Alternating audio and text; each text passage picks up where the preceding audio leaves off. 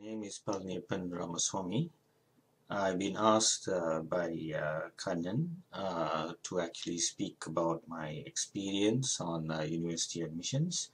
And I thank Kannan and the UK Narata Sangam for giving me this opportunity. As you can see here, I'm actually in the School of Computing, University of Kent. I'm currently a reader in the school, and I also head the data science research group.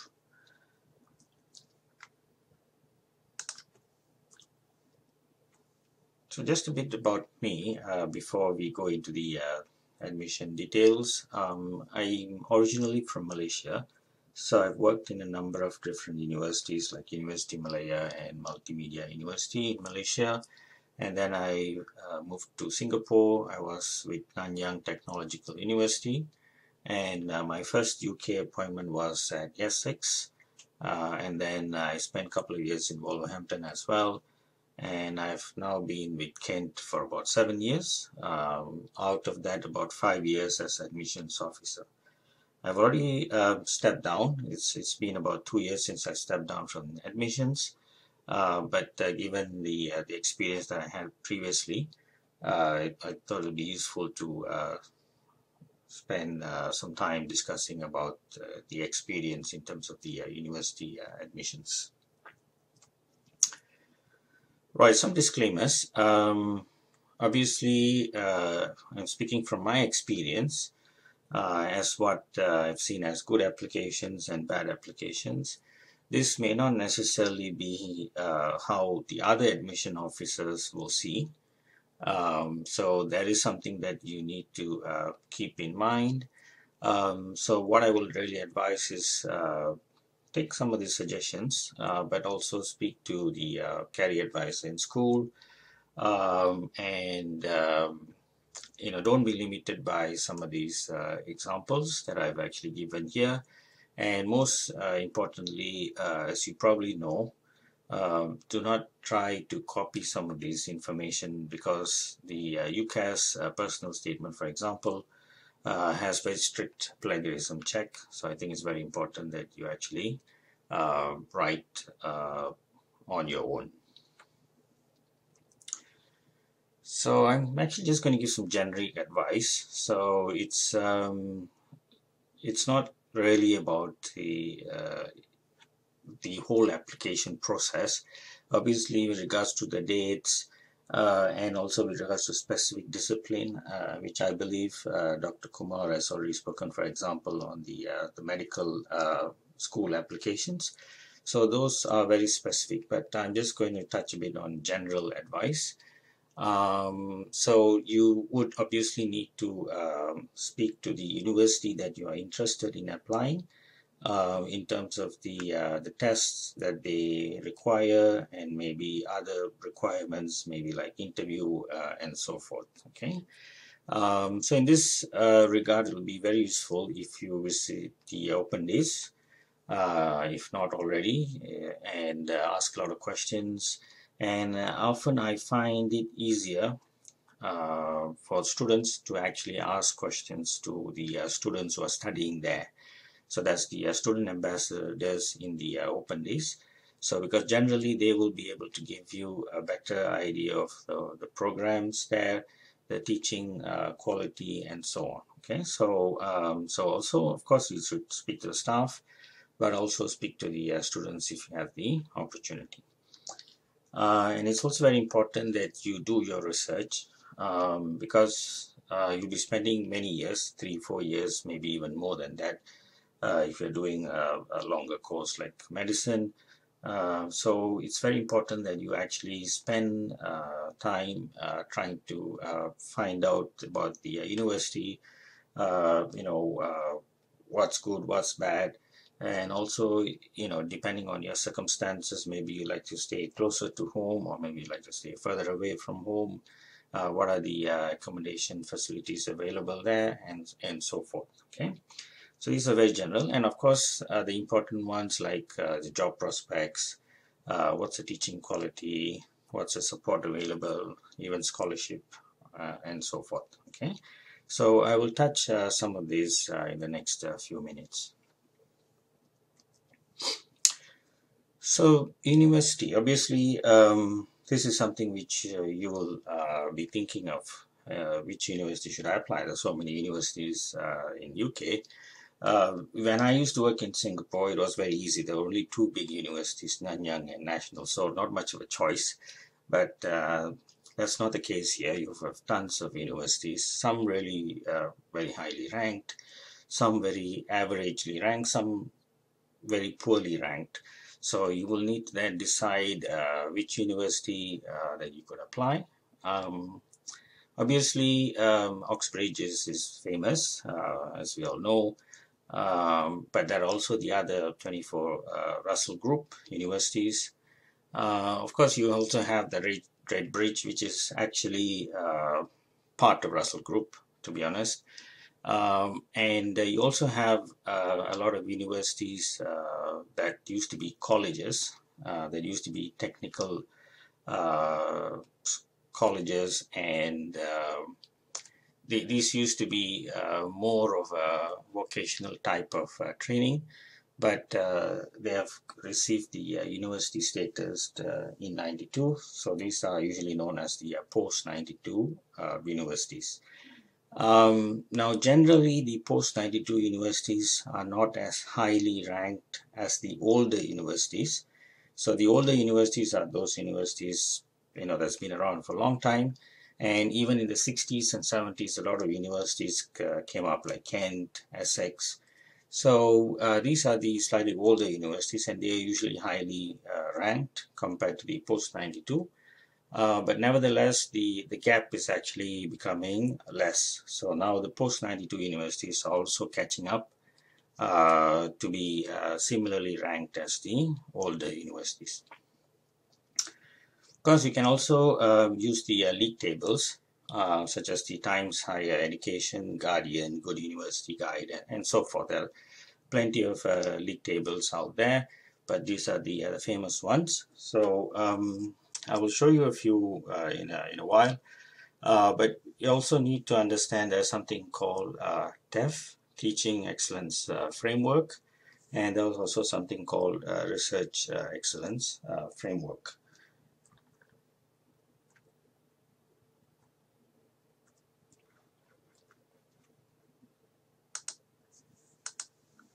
So if we look at the Times Higher, so obviously that gives you the ranking.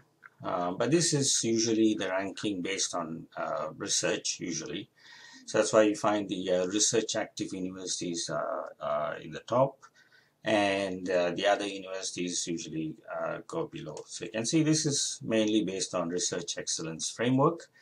And this is the reason why a lot of the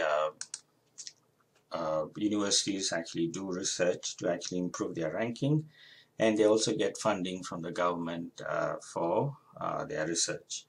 As a matter of fact, you find that a lot of university staff actually spend a lot of their time doing research, more time doing research than teaching, which is sometimes a surprise to a lot of students.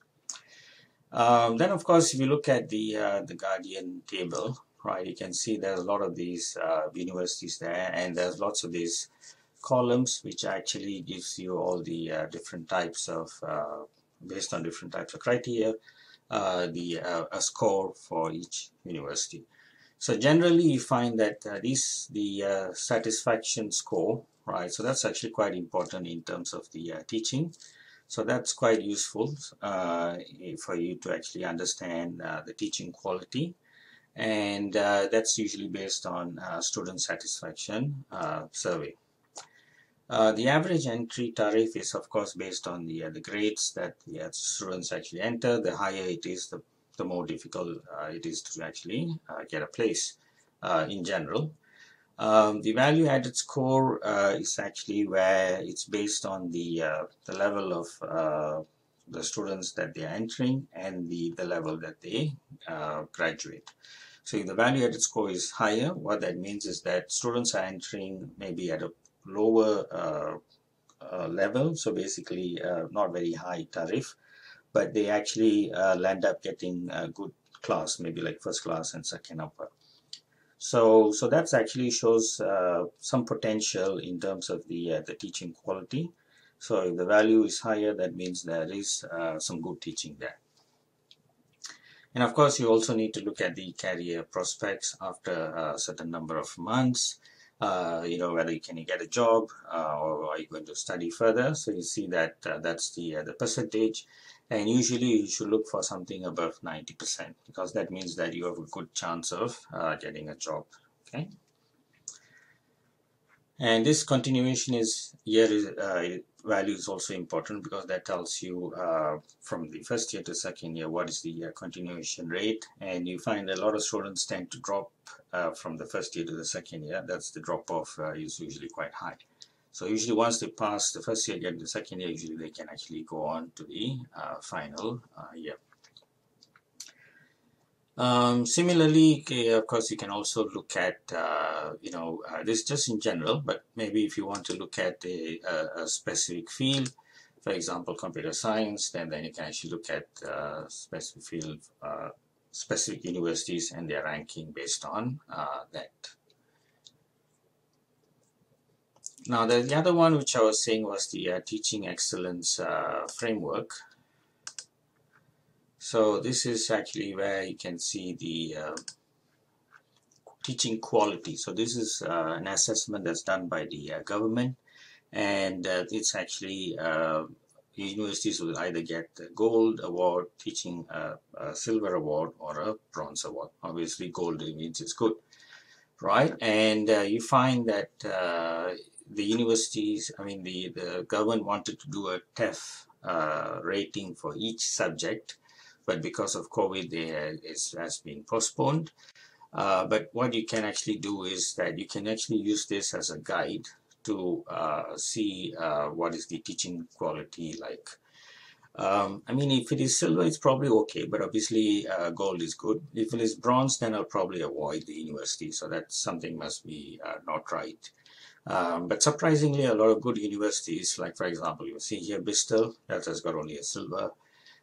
Some of the other famous Birkbeck, for example, these are also, just a silver award, which is actually quite surprising. So, which is why you need to understand that the university that's ranked highly does not necessarily mean that the teaching quality is actually good, right? The research is good, so that's why they're ranked highly, but sometimes you find the teaching is not necessarily as good as their research.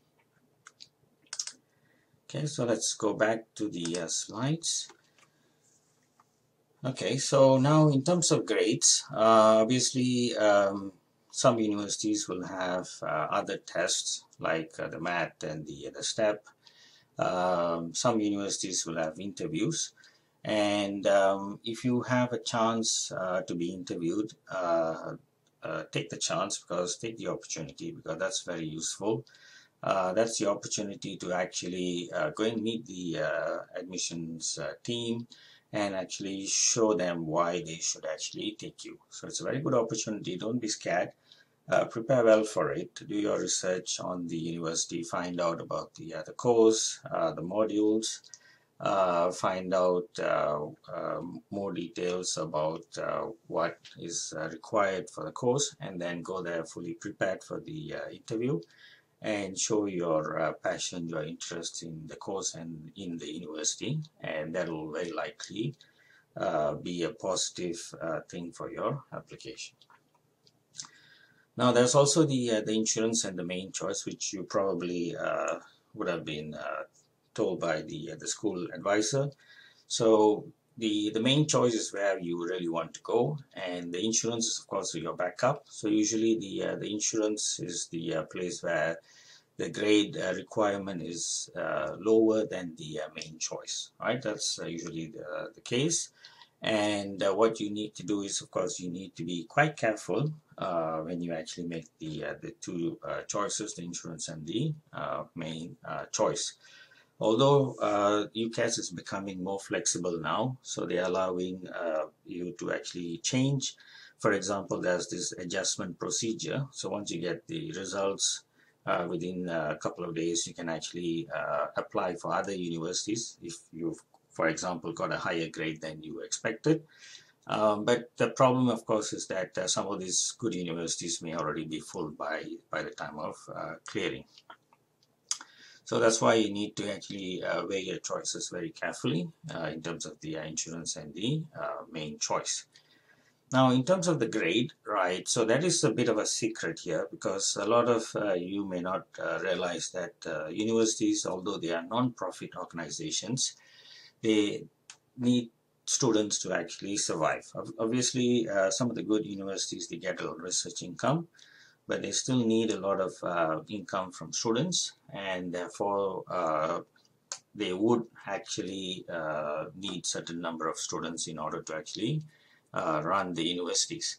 So what this means is that it really depends on the applicants, right? So if there are a lot of applicants, then it gets a bit competitive. If there are less applicants, then it gets less competitive.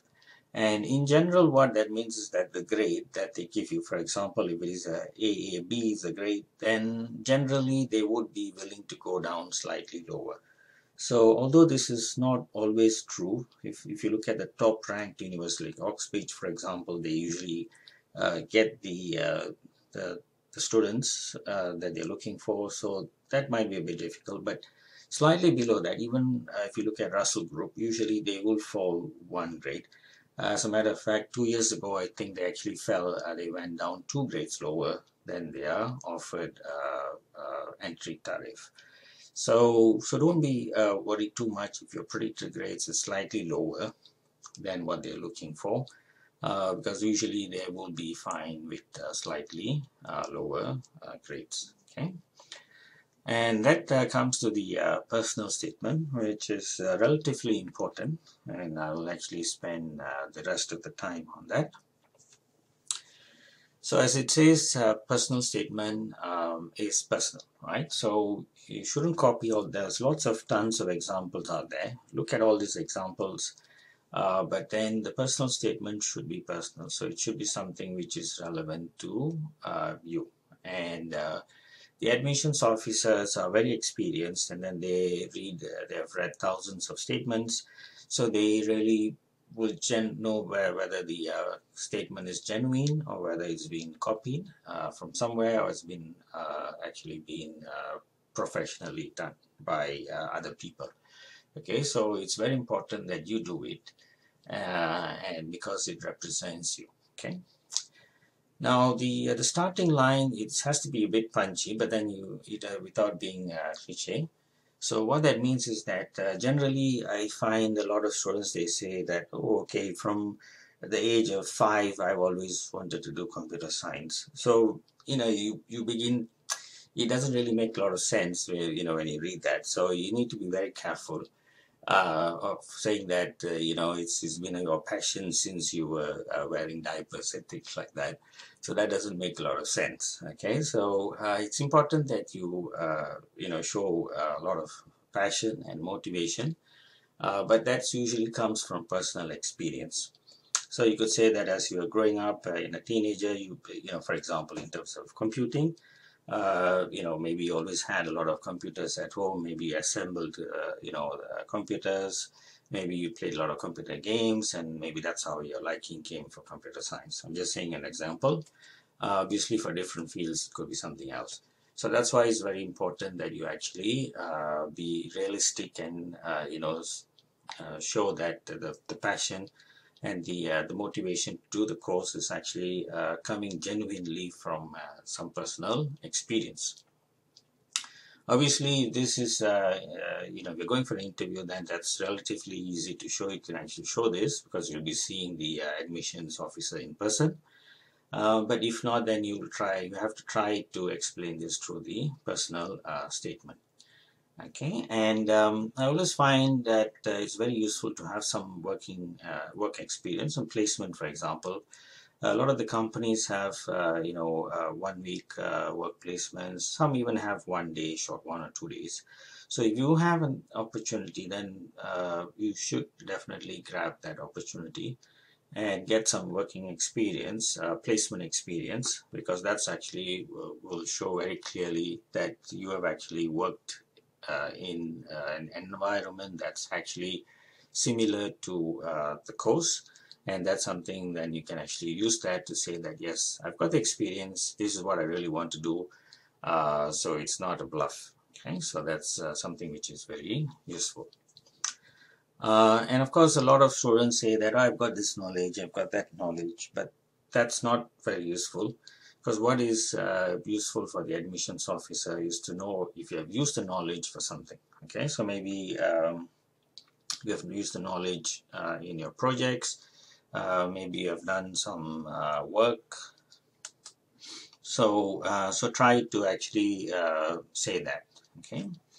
Of course, it's also useful to say about the general skills. Maybe you've been a prefect, maybe you were part of the Duke of Edinburgh Award, but what has that done? Okay, so don't just say that, okay, I did this, I did that, but say, okay, through the Duke of Edinburgh Award, I've learned about team working skills and confidence building, and then it's actually something which is very useful when I come to the university, because school life is different from university life, and one has to be very independent, and therefore the experience should be useful. Okay, so that shows that, okay, you've got the experience and you know where that can be used. And of course, sometimes it's also okay to share problems. I mean, I've read statements where students say that, some have not even had proper teachers. I mean, one student said that there were four changes for the computer science course, and even with so many changes, the student actually did well. Okay, so that actually shows that they have the initiative. So sometimes it's okay to actually even mention any other issues. Sometimes maybe, for example, you had some health issues, then that also can be mentioned.